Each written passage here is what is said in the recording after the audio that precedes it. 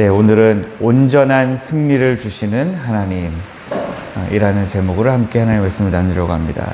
어제 20절부터 29절까지 말씀의 제목은 하나님의 언약의 신실한 자에게, 언약의 신실한 자에게, 이런 제목이었고요. 그 이어서 나오는 내용을 보니까 이게 한편의 시니까 안 이어질 수 없잖아요. 그래서 어제 제목과 오늘 제목이 이어지도록 한번 만들었습니다. 언약의 신실한 자에게 온전한 승리를 주시는 하나님, 이런 제목입니다. 다윗이 살아왔던 그 전쟁터는 결코 쉬운 전쟁터가 아니었습니다. 상대방은 나를 쫓고 상대방은 나를 치러 달려들지만 나는 치러 달려들면 안 되는, 나는 내 힘으로 내가 이기면 안 되는 그런 어려운 전쟁을 치렀어요. 사울왕이 쫓아오고 사울왕이 다윗을 죽이려고 하지만 다윗은 어땠어요? 도망만 다녔습니다. 심지어 기회가 와도 죽이지 않고 끝까지 하나님의 언약에 신실하게 하려고 얼마나 노력했습니까? 정말 일방적으로 너무 불리한 전쟁이죠. 상대방은 그냥 쫓아오기만 하고 나는 도망만 가야 되는. 또 나중에 어땠습니까? 아들 압살롬이 쫓아올 때 자기는 도망가야 되고 아들 압살롬을 어떻게든 죽이지 않으려고 얼마나 노력했어요. 그 수많은 위기와 전쟁들을 보내면서 이제 다윗의 고백이 뭡니까? 내가 내 지략으로 이겼다거나 내 용맹함으로 이겼다거나 하는 그런 고백이 아니라 지금 30절부터 45절에 나오는 이 고백은 하나님이 나의 힘이 되어주셨다, 하나님이 나에게 승리를 주셨다 하는 그런 고백입니다. 다윗이 30절 말씀에서 이렇게 고백합니다. 하나님의 도는 완전하고 여호와의 말씀은 순수하니 그는 자기에게 피하는 모든 자의 방패시로다. 저는 이게 굉장히 중요하다라는 생각을 하게 됩니다. 우리 하나님이 나에게 무엇을 해주신다 라는 고백에 앞서서 하나님의 도, 여호와의 말씀에 대한 고백을 지금 하고 있거든요. 우리는 여호와의 말씀을 그냥 건너뛰고 하나님, 내가 기도했으니까 하나님이 들어주십시오, 하나님이 나를 이기게 해주셔야 될 거 아닙니까? 우리는 그렇게 하나님 앞에 부르짖으면서 나갈 때가 있는데 지금 30절 말씀은 순서가 하나님의 말씀을 먼저 거쳐서 하나님께 나아가고 있습니다. 왜냐? 그 말씀을 하신 여호와께서 완전하시기 때문입니다.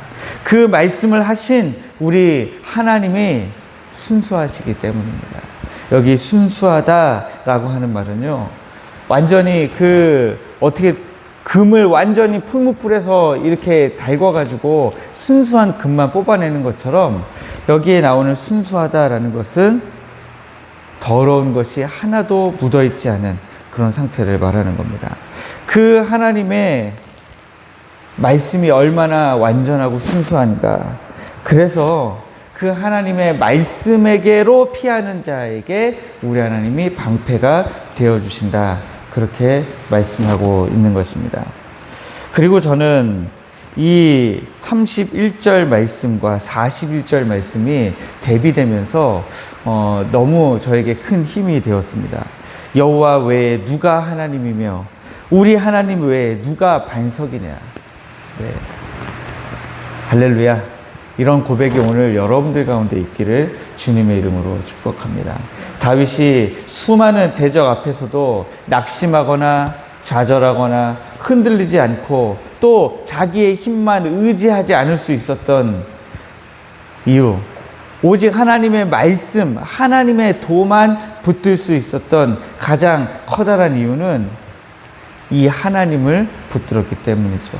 여호와 외에 누가 하나님이며 우리 하나님 외에 누가 반석이냐.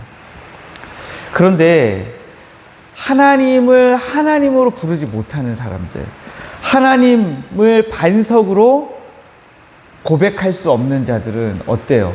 41절 보니까 그들이 부르짖으나 구원할 자가 없었고 여호와께 부르짖어도 그들에게 대답하지 아니하셨나이다. 왜 그렇습니까? 하나님이 그들의 반석이 아니시고 하나님이 그들의 하나님이 아니시기 때문에 그렇습니다. 네. 하나님을 알지 못하는 자들, 하나님을 하나님으로 고백할 수 없는 자들의 삶은 그렇다는 거예요. 부르짖어도 우리 하나님 응답하시지 않는다는 거예요. 그러나 지금 우리의 기도에 하나님이 응답하실 근거는 무엇입니까? 하나님이 우리의 하나님이시기 때문에 그렇습니다. 32절과 34절 말씀 보시면 이 하나님이 힘으로 우리에게 띠를 띄우시고 우리의 길을 완전하게 하셨대요. 네. 우리의 힘으로는 할 수 없는 것들을 하게 만드시는 겁니다. 그리고 34절 말씀에 보니까 내 손을 가르쳐 싸우게 하시니 내 팔이 놋활을 당기도다. 여러분, 놋활 당겨보신 적 있으세요? 아니면은 활의 재질을 조금이라도 알 수 있다면 놋활이라는 거 우리가 구부릴 수 없는 거예요. 네. 놋으로 만든 활에다가 줄을 딱 매겨가지고 거기다가 딱 당긴다고 생각해 보세요. 그러면 이 활이 이렇게 휘어져야 되잖아요. 휘어져서 그래서 내가 놓으면 땅 하고 나가는 거잖아요. 근데 우리 힘으로 그 놋활을 구부러뜨릴 수 있어요? 안 되는 거죠. 그러나 우리 하나님이 우리에게 힘을 주시면 놋활을 당기게 하신다라고 하는 것입니다.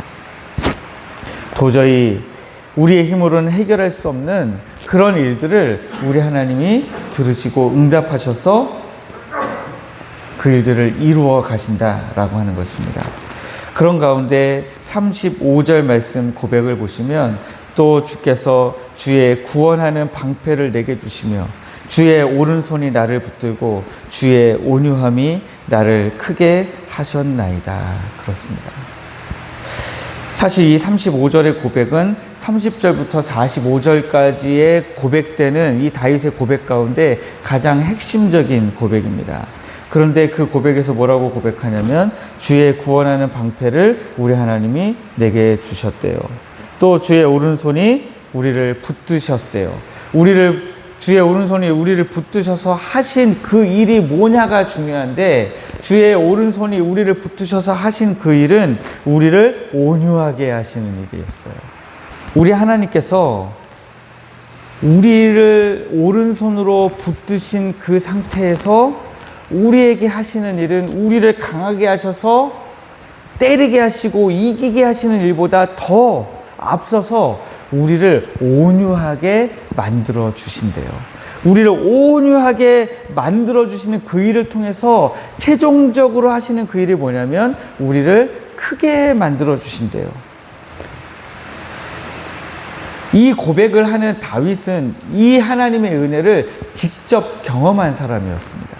그냥 지금 생각나는 대로 하나님이 그렇게 해주실 거야 라는 고백을 하고 있는 것이 아니라 자기가 지금 이 모든 것을 다 겪어보고 하나님의 오른손이 자기를 붙드실 때에 자기가 정말 분노로 칼을 들어서 찌르고 싶고 이기고 싶고 무너뜨리고 싶은 마음을 이기고 온유함 가운데 나아갔을 때에 하나님이 결국에는 자기를 왕으로 세우시고 자기를 아들 압살롬의 손에서 건지시는, 그래서 자기를 다시 한번 크게 만드시는 하나님의 은혜를 경험하고 지금 이 고백을 하고 있다라고 하는 것입니다.